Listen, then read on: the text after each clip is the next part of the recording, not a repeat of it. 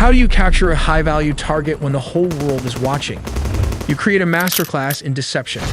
The CIA set the stage with a single building as bait and filled the sky with 150 aircraft to create a deafening sonic shield for the helicopters to drop Delta forces. F-35s lit up the perimeter, turning night into day. By the time the dust settled, the helicopters had already touched down and Maduro was gone. We'll also look at how the US uses the F-35 jets and its Navy to launch a large-scale attack, all in the video ahead. In the dead of night, that is 2 in the morning, the lights went out in Caracas. By 5 a.m., the president of Venezuela was gone. But how US played a deception games. While the whole world were focused on the aircraft carriers in the Caribbean, a shadow war was being fought on the ground. This wasn't an invasion, it was a surgical extraction.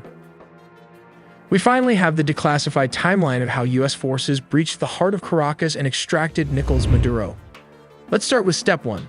The setup. This didn't happen overnight. For months, the US had been tightening a naval quarantine around Venezuela.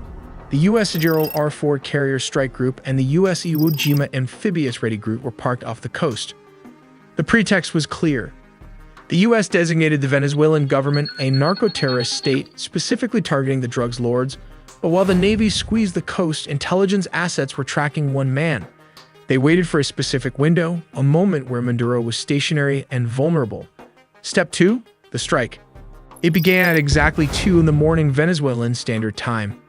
High above, several F-35 stealth fighters punch a hole through the enemy lines, destabilizing their anti-air defenses.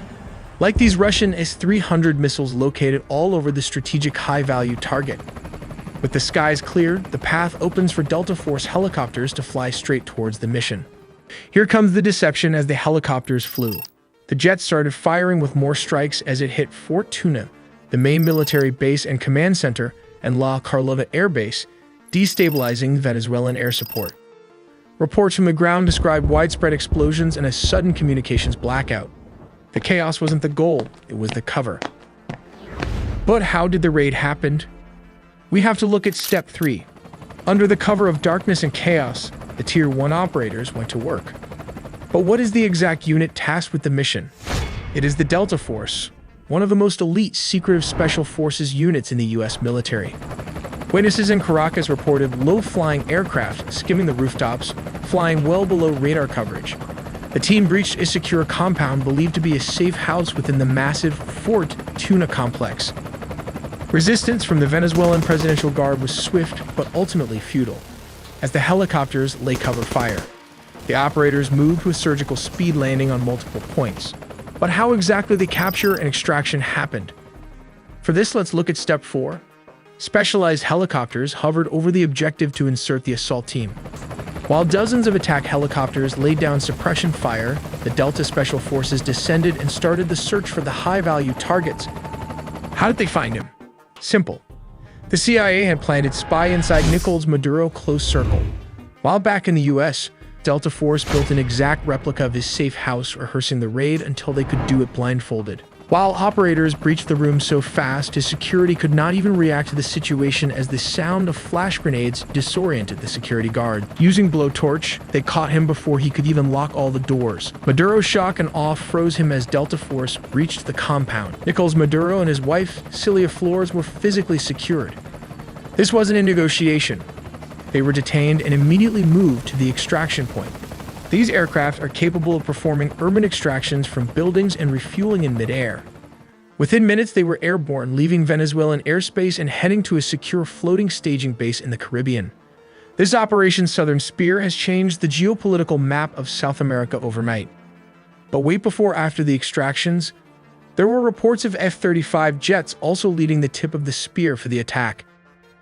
We'll look how the United States used F-35 jets instead of F-16s for operations in Venezuela, because this is a well-organized and militarized Venezuela has positioned advanced Russian S-300 missile systems, Chinese radar networks, integrated Russian air defenses, and Shahed drones along its borders.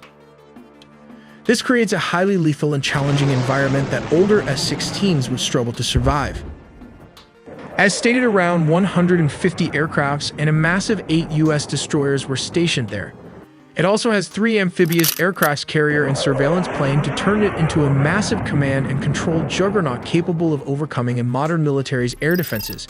Signals a readiness to counter Venezuela's entire air defense network if necessary. But why Venezuela Air Force failed to intercept? As of 2025, Venezuela's fighter jet fleet consists mainly of approximately 21 Sukhoi Su-30 multirole fighters delivered by Russia between 2006 and 2008, which now form the backbone of their combat air power. Additionally, they maintain about 5 operational S-16 Fighting Falcons from an older batch, including 3 single-seat S-16As and 2 two-seat S-16Vs. These S-16s are aging and suffer from limited maintenance and part support due to U.S. sanctions, although they have been supplemented with Israeli upgrades. Venezuela acquired its F-16 jets from the United States through a foreign military sales agreement called Peace Delta in May 1982, during a period of good diplomatic and military relations. They were the first Latin American country to receive the S-16, with deliveries occurring between 1983 and 1985. The reason the U.S. does not use F-16s in current operations is because these jets lack the stealth capabilities necessary to evade the S-300 and other integrated defenses. The advanced S-300V or anti-2500 systems, supported by dense Chinese and Russian radar, can easily detect and target older aircraft at long ranges. Sending F-16s into such an environment would result in high attrition risks as they are vulnerable to radar detection and missile engagement. Not to forget the Russian Buk air defense system that can take out an S-16 with ease. These are cheap R-15 or 24 Buk systems are already active and mobile all over the country. Additionally, S-16s are less effective in contested airspace saturated with drones, especially the Iranian Shahed drones used by Venezuela for reconnaissance and kamikaze strikes. The F-35, however, offers crucial advantages.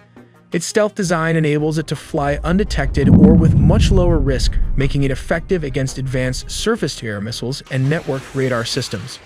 Its sensor fusion, electronic warfare, and data link capabilities allow it to simultaneously suppress and target mobile and fixed air defense positions, adapting rapidly to counter Russian and Chinese radar configurations. While the aircrafts took out the anti-air defenses Venezuelan military as a whole, this allowed the CIA and special forces to advance towards its target. The overwhelming presence of advanced Russian, Chinese, Iranian, and indigenous air defense and drone systems on the Venezuelan border means that the stealth fighter jets, or the first wave of attack, provide both the survivability and strike capability required for such operations. But how do they rotate clockwise? Well, the distance from Puerto Rico to Venezuela is about 1,300 kilometers. This is roughly 810 miles, which translates to around 1.5 hours of flight time for an F-35 flying at high subsonic speeds.